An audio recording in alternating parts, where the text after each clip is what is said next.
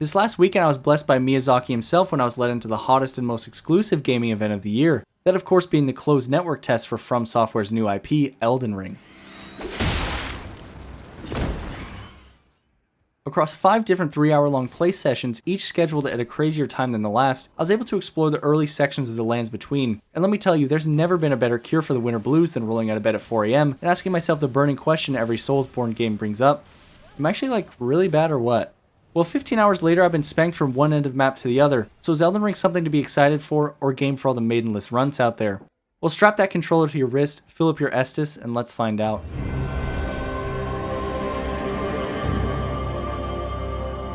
So I guess first let me temper your expectations of what I'm going to be touching on here, because while Elden Ring features an absolutely massive open world, the network test is confined to a smaller portion of the map, and I've never felt more teased in my life than when I spied an awesome looking area in the distance, and then while riding towards it dreaming of the unbelievable experience I was about to have, slammed face first into the no-no zone boundary. Although while I did say the test area was smaller, it was still pretty sizable, taking my first character on 8 hours to see and complete just about all the available content. So let's start there with my first character. In the test, you get the option to choose from 5 different classes, and as someone who exclusively plays weeb decks katana builds in every Souls game, I really felt the lack of a thief class here, and instead went with the bloody wolf to satisfy my other weeby desires. So like any good Souls game, it starts after a crazy few centuries with the player waking up in a dank cave and proceeding to murder a bunch of mostly harmless naked dudes, eventually leading into the tutorial boss. And if you've played any of the previous games, you know this is where you're guaranteed to get crushed into oblivion for daring to breathe the same air as the boss, but in Elden Ring they really phoned it in with this absolute chump, and who we find out really is just a run-of-the-mill butthole that they threw a boss health bar on. Oh, this is just the first taste of the kind of confusing variety that Elden Ring gives you in terms of bosses, but I'll touch more on that later.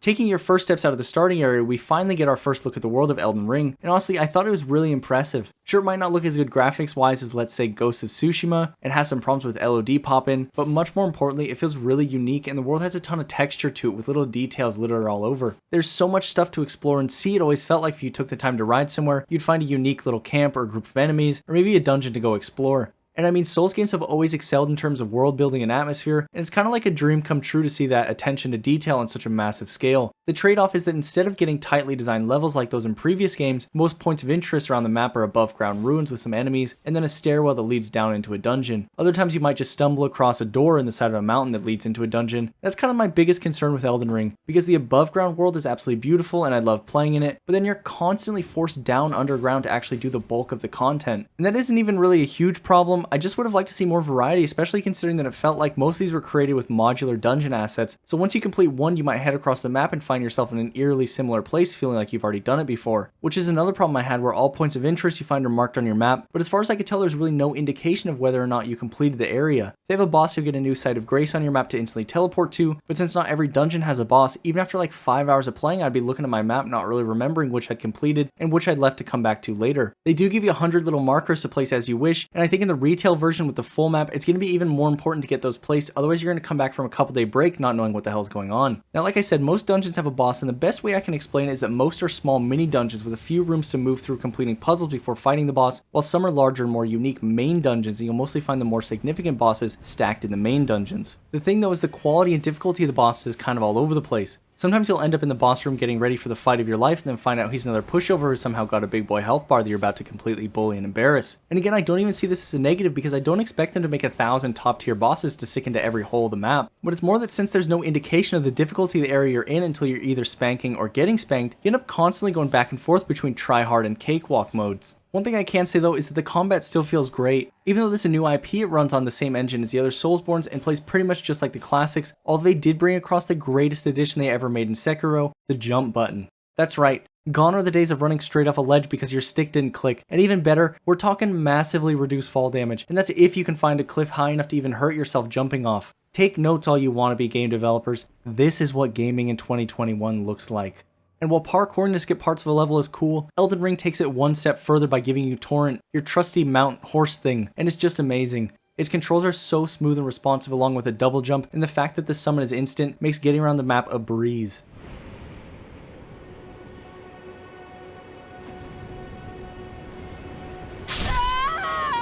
Mounted combat also works alright, but it feels a bit strong. Rowing bosses that were once a huge threat now don't have a chance to wind up attacks before you can give them a little whap and simply ride 20 feet away from where their attack's hitbox will be. It's kind of what I imagine someone fighting the Flash would be like. Just a lot of looking like a fool attacking empty space while they get their shoelaces tied together and their pants pulled down. Now once I finished up exploring the open area of the map, I headed towards Stormvale Castle and ran into the first and only story-related boss in the test, Margit the Fell Omen. And no joke, this might be one of the hardest bosses I've ever fought in any Souls game. Put these foolish ambitions to rest. It's like all the power was leached out of those little baby bosses and given to this one guy. He's like a combination of all the hardest elements from every Souls game. His attacks are really quick, but most of them have weird amounts of delay that take a long time to not get trolled by. If you run away, he's got poke damage. There's almost no downtime between most of his attacks, and a lot of his combos include huge sweeping attacks which will catch you coming out of a roll if you head in the wrong direction. Or even if it looks like he's going to attack the wrong way, he'll pull out the moves that would snap your ankles in twine if you tried, and give you the quickest and dirtiest 180 slap you've ever seen in your life. At the end of the first day, I'd been fighting this guy for about an hour, and trust me when I say the only thing that saved that guy from his rather timely death was the From Software servers going down. The next day I started with a few more fights before deciding to let him live for a little longer to see what else was on the map. Now normally I like to beat bosses the first time around solo instead of going for a little jolly cooperation, but seeing the hours slipping by in a timed session, and also being the good guy that I am, wanted to help test out the network functionality, so I started summoning people left and right as fast as they would connect. But even that wasn't enough to beat Margit. If 3 tarnished, or even better 2 fully bonded naked souls wasn't enough, then honestly what chance would I ever have on my own? Again, letting Margit off easy, I headed back into the world on a quest to find literally anything that would help me, and then remember that around 6 hours ago I impatiently spammed through the weapon upgrade tutorial, and then pushed it right into the farthest parts of my brain where I store such things as my parents' birthday and a picture of nude Tane, things that are essentially lost to time. So going back, I fully upgraded this big old sword and bought some wolves from the guy sitting literally right next to the anvil, who I also could have sworn I'd never seen in my entire life and yet was selling wildly important items. At this point I decided that I'd been letting Margit live on borrowed time for too long and went back to finish him up, finally putting my ambitions to awake. Or something less dumb than that. Now, I won't say I couldn't have done it without the wolves, but goddamn did those things tear this guy a new butthole. I didn't think I'd ever see the day this guy had his poise broken, and yet here he was having been brought to his knees. So I gave him the last couple hits, and after around 4 hours of fighting this one dude, I assume I became the first person in the world to beat this nearly impossible boss. Then like the god gamer I am, forgot to spend the souls of the next 2 sites of grace and ended up losing them locked in a room with whatever this nightmare is. Around that point I realized I'd seen just about everything the network test had to offer and decided to start another character, this time the Enchanted Knight, and it's hard to explain how much this class felt like easy mode, so let me just show you with my totally not at all cherry picked footage.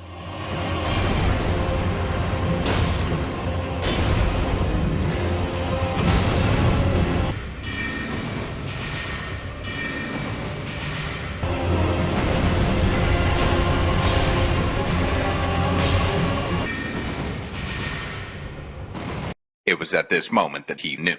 He fought.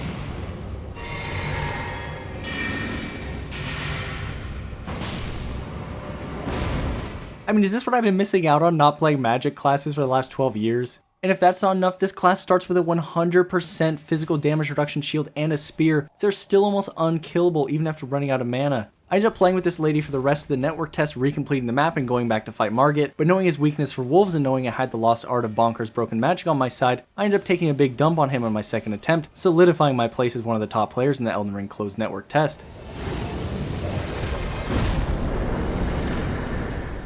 To finish up the test, I tried my hand at PvP and found out the invader experience is as such.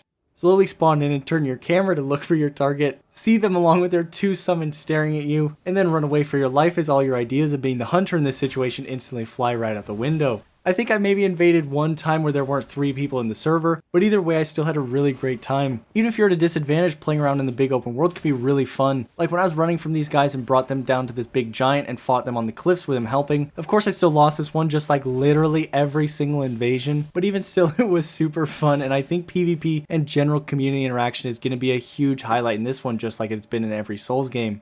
That's really everything I've got to say about Elden Ring for now. Overall, it was an amazing experience getting to test out a new entry into one of my favorite genres, and if the servers didn't forcibly remove me from the game, I'd probably still be playing around and most likely looking for ways to escape the prison they built us tarnished for the network test. Even though I've got some concerns with the open world, I'm still super excited, and February along with the full release really can't come fast enough. If you're already a fan of Soulsborns, you're probably going to love Elden Ring, and if this is your first time, then it's also one of the most accessible games in the series, famous for being inaccessible, so either way you won't be disappointed if you let Miyazaki and Mr. R. Martin take you by the hand and lead you on a beautiful journey into the lands between.